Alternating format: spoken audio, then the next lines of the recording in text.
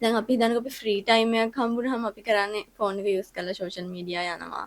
ඕක බලනවා ඊට පස්සේ අපිට ෆ්‍රී ටයිම් එකක් ඉවර වෙලා අපි දන්නෙත් නැහැ අපේ වෙලාව ඉවර වෙලා ඒ තරම් ඒක අපිට ඇබ්බැහියක් වෙනවා. ඔව් WhatsApp වලට යන්නේ ගිහිල්ලා YouTube ගිහින් TikTok ගිහින් FB ගිහින් ඔව් අපි ඔක්කොගෙම පැයක් විතර ගිහින් ගිහිල්ලා එහෙම ඉතින් ඒක අපේ කාලය නාස්ති කරන අපි දන්නේ සෝෂල් මීඩියා වලින් වාසි ගන්නයි කොහම අපිත් ඇති.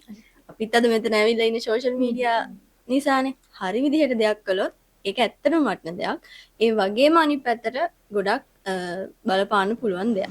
ඊට අර අපි ආස විදිහට ඇඳලා අර එහෙම අපිට ඕන විදිහට හදාගන්න පුළුවන්. හැබැයි ඔතන ගොඩාක් දෙනෙක් දන්නේ නැහැ අපි එහෙම ෆොටෝ එකක් ක්‍රියේට් කරන්න දැම්මහම අපේ ඩේටා ඒගොල්ලෝ සේව් කරගන්නවා කියලා. දැන් මගේ අම්මා පාරේ ඉන්නකොට පොඩි අවුරුදු 15ක 16ක විතර ගෑනු ළමෙක් ඇවිල්ලා මගේ අම්මගෙන් අහනවලු ඇන්ටි මට හොස්පොට් ටිකක් දෙන්න පුළුවන්ද කියලා. මේක ඇත්තම කතාවක්. මම කවදාවත් දැකලා නැහැ ළමෙක් මෙහෙම අහනවා. සාමාන්‍යයෙන් අපිට වුණත් එහෙම සාමාන්‍ය නොදන්න කෙනෙක්. අපි සමහරට අසරණ වෙලා පාරේ ඉන්නකොට ෆෝන් එකක් ඉල්ලන වෙලාවල් තියෙනවා ගෙදරට කතා කරන්න. ඔය වගේ දෙයක් සාමාන්‍ය නේද? Hi guys, welcome to Youth Vibe. ඔන්න අද අපි youth vibe එකත් එක්ක එකතු වෙලා ඉන්නේ වෙනදා වගේම. අද අපි කතා කරන්නේ ඔයාලට හුරු පුරුදු මාතෘකාවක් ගැන. මොකක්ද? ඇත්තටම අපි ඒකට ගොඩක් ඇබ්බැහි වෙලා තියෙනවා. ගොඩක් ඇබ්බැහි වෙලා කියලා කියන්නේ. මම ඔයාගෙන් මෙහෙම අහන්නම්කො සෙනරි. මං ඇහුවොත් ඔයාගෙන් ඔයාට ෆෝන් එක නැතුව කොච්චර වෙලා ඉන්න පුළුවන්ද කියලා මොකක්ද ඔයාගේ උත්තරේ? මට ඒ ගැන නම් හිතා ගන්නවත් බැහැ. ඒක ගැන තමයි අද අපි කතා කරන්නේ. ෆෝන් නැතුව ඇයි අපිට බැරි? එතකොට මං අද ඇත්තටම අපිත් එක්ක එකතු වෙලා ඉන්න කෙනත් එක්ක කතා කරද්දී මං හිතනවා අද අපිට මේ මාතෘකාව ගැන කතා කරන්න හොඳම කෙනා තමයි අද අපි ගෙන්නලා තියෙන්නේ කියලා. අද අපි ආරාධනා කළේ විශ්වවිද්‍යාල කතිකාචාර්යවරියක් විදිහට සේවය කරන සෝෂල් මීඩියා කන්ටෙන්ට් ක්‍රියේටර් කෙනෙක් විදිහටත් වැඩ කරන අපේ හොඳ යාළුවෙක්. ඒ තමයි Dream with Domini. අපි බොහොම ආදරයෙන් පිළිගන්නවා ඩොමිනි කාවින්ද. ආයිබෝවන් දුමිනි. ආයිබෝවන්. අද අපි කතා කරන්න යන්නේ අපේ හිත හසුරුවා ගන්නේ කොහොමද කියලා. අපි හැමෝම දන්නවනේ සෝෂල් මීඩියා කියන්නේ නැතුවම බැරි දෙයක්. අපි හැමෝම සෝෂල් මීඩියා පාවිච්චි කරනවානේ. සෝෂල් මීඩියා පාවිච්චි කරන්නේ නැති කෙනෙක් නැතිම තරම්. සෝෂල් මීඩියා අපි පාවිච්චි කරද්දී ඒකට ඇබ්බැහි වෙනවා කියලා අපටවත් තේරෙන්නේ නැහැ. මේ සෝෂල් මීඩියා වලට ඇබ්බැහි වීම අපේ ජීවිතවලට බලපාන්නේ කොහොමද? ඒ වගේම අපේ ජීවිතයට වෙන ප්‍රතිලාභ ඒ දේවල් මොනවද කියලා කතා කරමු. ඔව් සෙනරි. දැන් සෝෂල් මීඩියා කියන මාතෘකාව ගත්තාම අපි හැම වෙලෙම කතා කරන එකක් නේ. අපි කතා කරනවා සෝෂල් මීඩියා වලින් මේ දේවල් අපිට ලැබෙනවා. ඒ වගේම අපි කතා කරනවා මේ ප්‍රශ්න අපිට ඇති වෙනවා කියලා. දැන් අද අපි මෙතනදී කතා කරන්න බලාපොරොත්තු වෙන්නේ ඇති වෙන ප්‍රශ්න ගැනනේ. එතකොට ඔතන සෝෂල් මීඩියා ගත්තාම ප්‍රධානම දෙයක් තමයි අපි ඔකට ඇඩික්ට් වෙනවා කියන එක. සාමාන්‍යයෙන් අපි උනත් ෆෝන් යූස් කරනවානේ. මේ ඇඩික්ට් වෙනවා කියන தත්ත්වය මොකක්ද කියලා අපිට යම් පොඩි තේරුමක් තියෙනවානේ. ඉතින් දැන් ඕක ගොඩක්ම ගත්තාම දැන් සාමාන්‍යයෙන් ලෝකේ මානසික රෝගයක් දක්වා දුරදිග ගියපු ප්‍රශ්නයක් කියලා මම හිතලා තියෙනවා. ඒ තරම්ම ඇඩික්ට් වෙලා තියෙන අපි දකිනවා. ඉතින් එතකොට දැන් මම හිතනවා දැන් ඔය ඇඩික්ට් වෙන එකට දැන් අපි හිතන්නකො අපි ෆ්‍රී ටයිම් එකක් හම්බුනහම අපි කරන්නේ ෆෝන් එක යූස් කරලා සෝෂල් මීඩියා යනවා. ඕක බලනවා ඊට පස්සේ අපිට ෆ්‍රී ටයිම් එකක් ඉවර වෙලා අපි දන්නෙත් නැහැ අපේ වෙලාව ඉවර වෙලා ඒ තරම් ඒක අපිට ඇබ්බැහියක් වෙනවා. ඔව් WhatsApp වලට යන්නේ ගිහිල්ලා YouTube ගිහින් TikTok ගිහින් FB ගිහින් ඔව් අපි ඔක්කොගෙම පැයක් විතර ගිහින් ගිහිල්ලා එහෙම ඉතින් ඒක අපේ කාලය නාස්ති කරන අපි දන්නේ නැහැ. එතකොට තව දෙයක් ගත්තාම දැන් අපේ moods තියෙනවානේ දැන් අපිට දුක හිතුණත් සතුට හිතුණත් අපේ කට්ටිය පුරුදු වෙලා ඉන්නේ සෝෂල් මීඩියා යන. සෝෂල් මීඩියා ඕක අපි ටිකක් යූස් කරනකොට සමහර විට අපේ mood එක හරි යනවා. ඒ වගේ දේවලුත් තියෙනවා. ඉතින් ඕවගේ හේතු ගොඩක් තියෙනවා දැන් අපිට අර සෝෂල් මීඩියා ගුවම ආකර්ෂණය. අපිට ගැලවෙන්න බැරි තරම් අල්ලගන්න ඒගොල්ලෝ දන්නවා. ඉතින් ඒක මම කියන්නේ අපිම ලිමිට් තියාගන්න ඕන. කවුරුත් කිව්වට අපිට ඒක කරන්න බෑ. අපිම දැනගන්න ඕන අපි මොකද්ද කරන්න ආවේ? මොකද්ද අපේ ලිමිට් එක? ඒක එතනින් බැලන්ස් එක නැතුව ගියහම තමයි ඔය ඇඩික්ටඩ් වෙනවා කියන මේ තත්ත්වෙට ගිහිල්ලා ලොකු ප්‍රශ්නයක් ඇති වෙන්නේ. හැමදාම කතා කරන ඒ හරි විසඳුමක් නෑ වගේ තියෙන මාතෘකාවක් කියලා මට හිතෙනවා මේක. ඔව් දැන් ඇත්තටම කිව්වොත් දුමිනි මේක දැන් ඇත්තටම අපි ඇඩික්ට් වෙනවනේ. එතකොට ඒ වුණාට අපි ඇඩික්ට් වෙනවා කියලා අපිට සෝෂල් මීඩියා වලින් අයින් වෙන්න බෑ. අයින් මොකද සෝෂල් මීඩියා වලින් අපිට අවාසි තියනවා වගේම අපිට එකෙන් ගොඩක් වාසිත් තියෙනවනේ. එතකොට අපිට එකෙන් අයින් වෙන්න බෑ. එතකොට අපි කොහොමද කළමනාකරණය කරගෙන ඇත්තටම අපි මේ ගැන දැනුවත් භාවයකින් තමයි කටයුතු කරන්න කොහොමද ඔව් අදහස් දැන් කරන්නේ? සෝෂල් මීඩියා වලින් වාසි ගන්නයි කොහම අපිත් ඇති. අපිත් අද මෙතන ඇවිල්ලා ඉන්නේ සෝෂල් මීඩියා නිසානේ. හරි විදිහට දෙයක් කළොත් ඒක ඇත්තටම වටින දෙයක්. ඒ වගේම අනිත් පැත්තට ගොඩක් බලපාන්න පුළුවන් දෙයක්. ඉතින් අර අපි දැනගන්න ඕන දැන් සෝෂල් මීඩියා යූස් නොකර ඉන්න බෑ. අපි ගොඩක් දේවල් ඒ කියන්නේ දැන් අපි ඉන්ෆර්මේෂන්ස් ගන්න ගොඩක් දේවල් අපි සෝෂල් මීඩියා හරහා ගන්න නිකන් පුරුදු වෙලා ඉන්නවා. ඒක නවත්තන්න බෑ. නවත්තන්න බෑ. හැබැයි අපි දැනගන්න ඕන මොකද්ද අපිට අවශ්‍ය මොකද්ද කරන්න ඕන දැන්. අපි ගියහම වැඩක් කරගන්න YouTube එකට අපි ඒක දකින්නම බලනවා අපිට අන්තිමට වැඩේ මතක නැහැ. අර එහෙම නැතුව අපි කරන්න ගියේ මොකද්ද කියන එක ඉස්සෙල්ලාම අපි දැනගෙන ඉන්න ඕනේ. අපේ බැලන්ස් එක තියෙන්න ඕනේ. ඒකත් බැලන්ස් එක්ක එක කියන එක හරි වැදගත් නේද? හරිම වැදගත්. බැලන්ස් එක තියෙන්න ඕනේ. නැත්තම් අපිට නිකන් ඕන තරම් වෙලා අපිට දවසම හරි සෝෂල් මීඩියා යූස් කරන්න පුළුවන්. ඒ තරම් ප්‍රශ්නයක් ආකර්ෂණයක් ඇඩික්ට් එකක් තියෙනවා. පුදුම විදිහට තියෙනවා. ඉතින් මේ දේවල් එක්ක මම හිතන්නේ අපි දැනගන්න ඕනේ ඇත්තටම මේක මෙහෙම වෙනවා. අපි යූස් කරන්න ඕනේ. හැබැයි කොහොමද මොකටද අවශ්‍ය විදිහ අපි තේරුම් ගන්න ඕනේ. ඔව් ඇත්තටම දැන් නව තාක්ෂණයත් එක්ක අපි ඉදිරියට යනවා. ඒක වළක්වන්න බෑනේ. ෆෝන් එක අයින් කරන්නත් බෑ.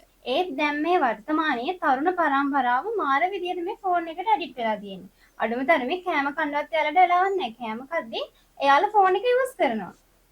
ඇත්ත දැන් පොඩිම කට්ටිය ගත්තත් අපේ දැන් අර අපි කියන්නේ ෆෝන් එක අතේ තියාගෙන උපදින කට්ටියක් ඉන්නේ කියලානේ. ඉතින් ඒක ගත්තම දැන් අපිට ෆෝන් එක හම්බ වෙනකොට අපි ටිකක් වයස් සීමාව පහු කරලානේ. ඒත් දැන් අපි ඉන්න ළමයි එහෙම අපිත් පොඩි මේ කාලේම තරමට ෆෝන් එක හම්බ වෙනවා. ඕ අපිත් මේ තරමට පාවිච්චි කරනවා අර පොඩි කාලේ නම් හම්බෙන ඒක ඊට වඩා ඇබ්බැහි වෙනවා කියලා මම ඇත්තටම හිතනවා. අපිට වඩා දෙයක් පොඩි ළමයි දැන් දන්නවා social දන්නවා. media ඇත්තටම අපි දන්නේ හරි පොඩි දෙයක් නම් පොඩි එයාලා හැමදේම දන්නවා. ඉතින් ඒවත් එක බැලුවහම අනිත් එක තමයි දැන් ඔය youth generation එක addict වෙනවා කියනකොට මට මතක් වෙන්නේ social media වගේම AI. දැන් අපේ අලුත් AI tools තියෙනවානේ. දැන් අපි ගත්තත් ඕන දෙයක් chat GPT අපි දෙයක් කළත් chat GPT දානවා. ඔයාලත් එහෙමයි අපිත් එහෙමයි. අපි සාමාන්‍යයෙන් එහෙමනේ. ඉතින් දැන් අලුත් ට්‍රෙන්ඩ් එකක් ආවා ළඟදී අපේ ෆොටෝස් අපි මේ AI ජෙනරේට් කරනවා ලස්සන අර ගෑල්ලම තමයි ගොඩක් ඕක ආකර්ෂණය වෙලා ආසයිනේ. ඒක නිකන් රැල්ලක් වගේම ගියා නේද? දැල්ලක් වගේම ගියා අපි ආසයිනේ අර අපි ආස විදිහට ඇඳලා අර එහෙම අපිට ඕන විදිහට හදාගන්න පුළුවන්. හැබැයි ඔතන ගොඩාක් දෙනෙක් දන්නේ නැහැ අපි එහෙම ෆොටෝ එකක් ක්‍රියේට් කරන්න දැම්මහම අපේ ඩේටා ඒගොල්ලෝ සේව් කරගන්නවා කියලා.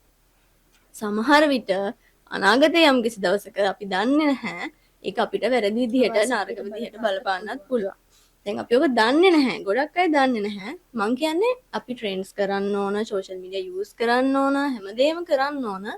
ඒත් අපි දැනගන්න ඕන මේක අපිට මේ විදිහටත් ඉෆෙක්ට් වෙන්න පුළුවන්.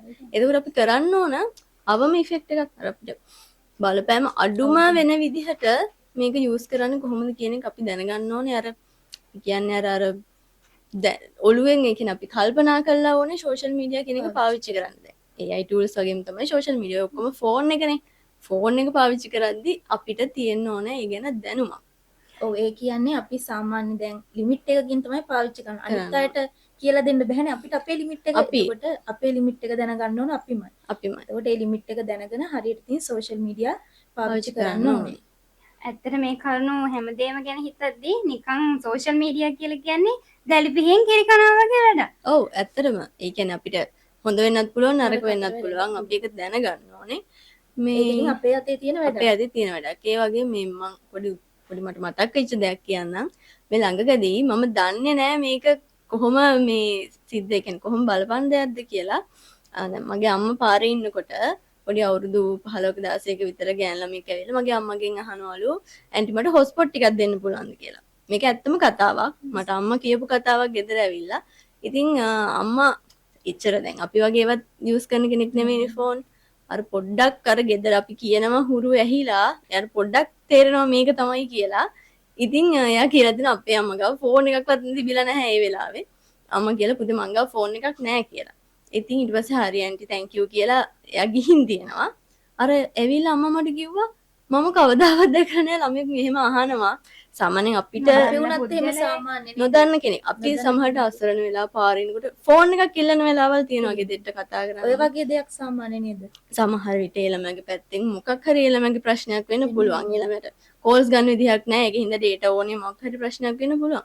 අර එකපාරට ඉමේජ් එක මට ආවේ කොහොමද මේ ජෙනරේෂන් එක අර නොදන්න කෙනෙක්ගෙන් එච්චර ක්ලෝස් වෙලා ඉන්න තරම් හිතුනේ ළමයා ඇත්තටම ඇඩික්ට් වෙලාද කියලා. අර ඒ මොහොතේ පවා සමහර විට මම දන්නේ නැහැ කොහොමද අපි කියලා. දන්නේ නැහැ යාගේ තත්ත්වය ඔව් කොහොමද තත්ත්ව කියලා. දන්න වෙනස් වෙන්න පුළුවන්.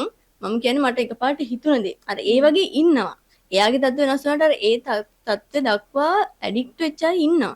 හරිම භයානක තත්ත්වයක්.